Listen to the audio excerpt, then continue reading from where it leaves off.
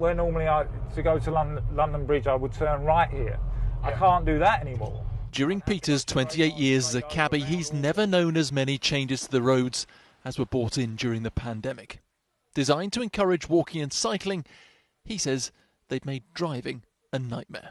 So every time you pick up a job, you're wondering is the route you're about to undertake actually one that you can actually achieve. This morning, the High Court ruled the street space scheme which stopped taxis travelling through Bishopsgate is unlawful. I must admit, it's probably the best thing to happen in 28 years of driving a cab. The judge said Sadiq Khan and TfL took advantage of the pandemic to push radical changes. A failure to think about disability access was a key part of the case put forward by cabbies.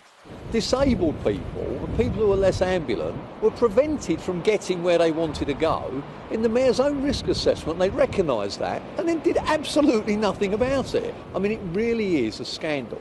A response from the Mayor's office said they are very disappointed and plan to appeal, stating we mustn't get through one public health crisis only to face another caused by congestion and toxic air. A sentiment shared by cycling campaigners. If we want Londoners to be healthy and we want them to get around healthily, if we want elderly and disabled people to be healthier wherever they can be, and we want to reduce the impact of motor traffic, we have to start having a conversation about how we reduce motor traffic. Today's ruling could have ramifications for more than 100 other low-traffic neighbourhoods, 89 kilometres of cycle lanes and 300 school streets introduced during the pandemic. Legal action against them has already been launched in Ealing, Chiswick and Hackney. Campaigners in Islington hope a precedent has now been set.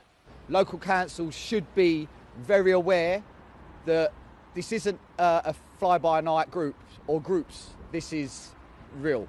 And we're either going to vote you out or we're going to take you to court and win.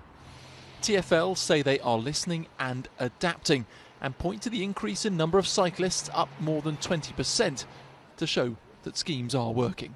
Martin Stew, ITV News.